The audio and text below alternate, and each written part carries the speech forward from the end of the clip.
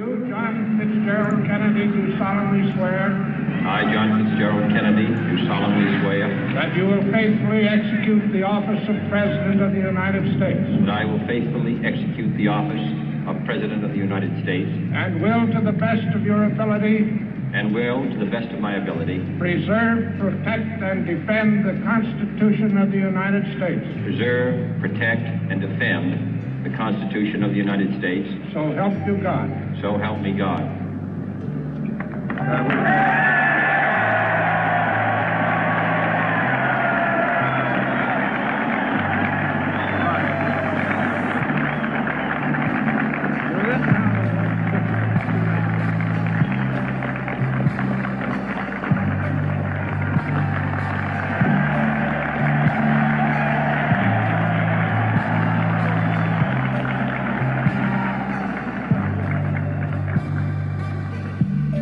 Vice President Johnson, Mr. Speaker, Mr. Chief Justice, President Eisenhower, Vice President Nixon, President Truman, Reverend Clergy, fellow citizens.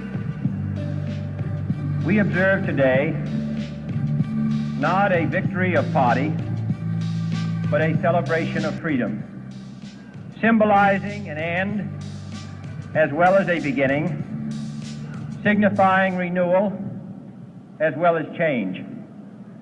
For I have sworn before you and Almighty God the same solemn oath our forebears prescribed nearly a century and 3/4 ago. The world is very different now, for man holds in his mortal hands the power to abolish all forms of human poverty and all forms of human life. And yet the same revolutionary beliefs for which our forebears fought are still at issue around the globe. The belief that the rights of man come not from the generosity of the state, but from the hand of God. We dare not forget today that we are the heirs of that first revolution. Let the word go forth from this time and place to friend and foe alike that the torch has been passed to a new generation of Americans born in this century, tempered by war, disciplined by a hard and bitter peace, proud of our ancient heritage, and unwilling to witness or permit the slow undoing of those human rights to which this nation has always been committed and to which we are committed today at home and around the world.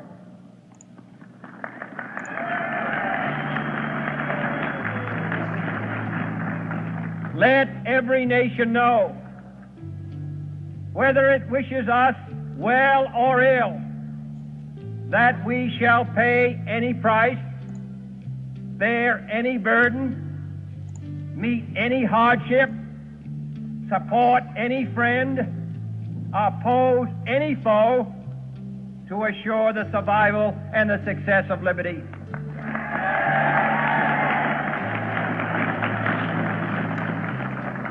This much we pledge and more.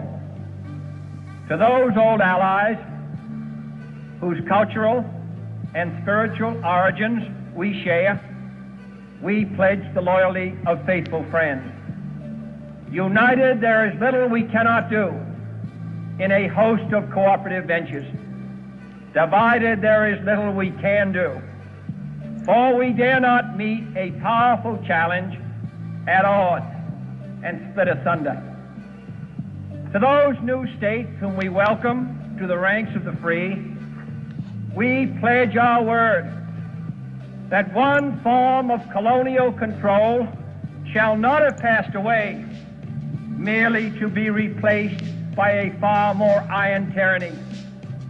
We shall not always expect to find them supporting our view, but we shall always hope to find them strongly supporting their own freedom, and to remember that in the past, those who foolishly sought power by riding the back of the tiger ended up inside. Karibu, vuta nje. To those people in the huts and villages of half the globe struggling to break the bonds of mass misery, we pledge our best efforts to help them help themselves for whatever period is required, not because the communists may be doing it, not because we seek their votes, but because it is right.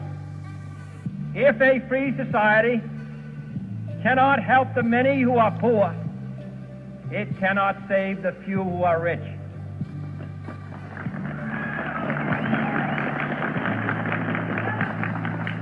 To our sister republics south of our border, we offer a special pledge to convert our good words into good deeds, in a new alliance for progress, to assist free men and free government in casting off the chains of poverty. But this peaceful revolution of hope cannot become the prey of hostile powers. Let all our neighbors know that we shall join with them to oppose aggression or subversion anywhere in the Americas. And let every other power know that this hemisphere intends to remain the master of its own house.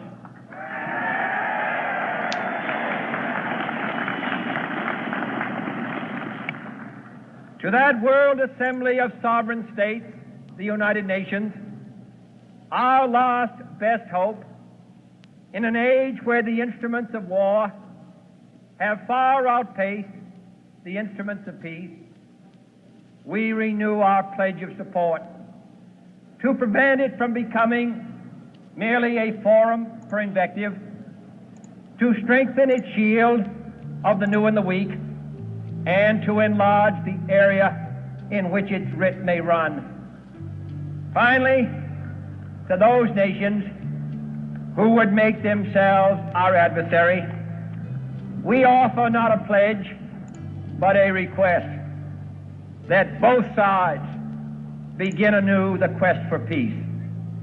Before the dark powers of destruction, unleashed by science, engulf all humanity in planned or accidental self-destruction, we dare not tempt them with weakness, for only when our arms are sufficient beyond doubt can we be certain beyond doubt that they will never be employed. But neither can two great and powerful groups of nations take comfort from our present course, both sides overburdened by the cost of modern weapons, both rightly alarmed by the steady spread of the deadly atom, yet both racing to alter that uncertain balance of terror that stays the hand of mankind's final war. So let us begin anew, remembering on both sides that civility is not a sign of weakness, and sincerity is always subject to proof. Let us never negotiate out of fear, but let us never fear to negotiate.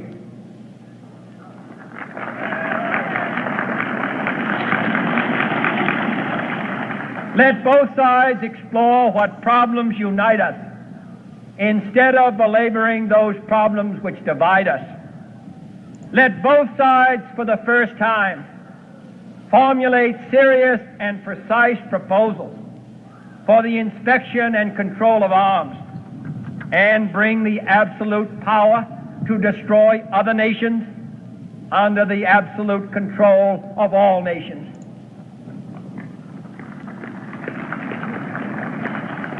Let both sides seek to invoke the wonders of science instead of its terrors. Together, let us explore the stars, conquer the deserts, eradicate disease, tap the ocean depth, and encourage the arts and commerce. Let both sides unite to heed in all corners of the earth the command of Isaiah to undo the heavy burden and let the oppressed go free. And if a beachhead of cooperation may push back the jungle of suspicion, let both sides join in creating a new endeavor, not a new balance of power, but a new world of law, where the strong are just and the weak secure and the peace preserved. All this will not be finished in the first 100 days, nor will it be finished in the first 1,000 days, nor in the life of this administration, nor even perhaps in our lifetime on this planet. But let us begin.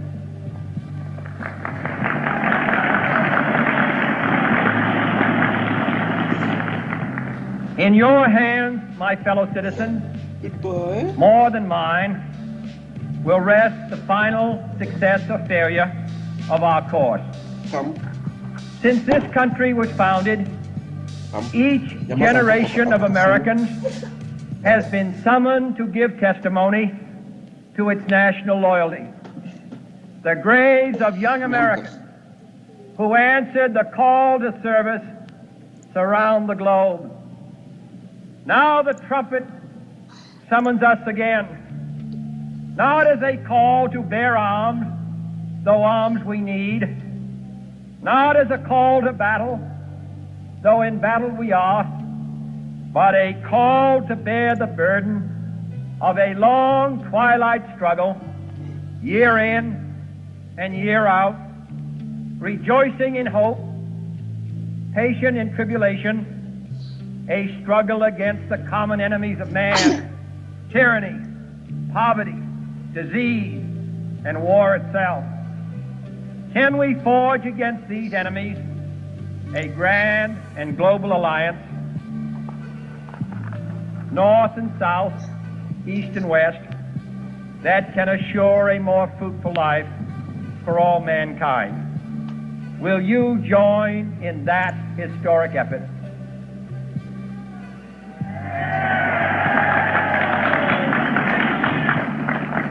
In the long history of the world, only a few generations have been granted the role of defending freedom in its hour of maximum danger. I do not shrink from this responsibility. I welcome it.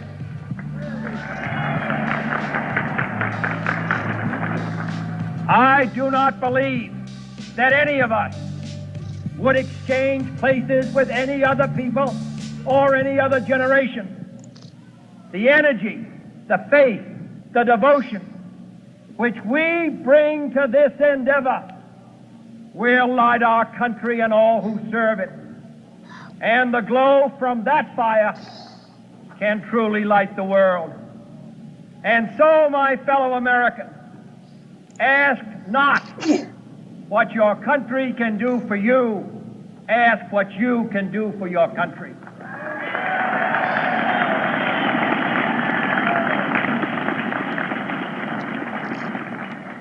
My fellow citizens of the world, ask not what America will do for you, but what together we can do for the freedom of man.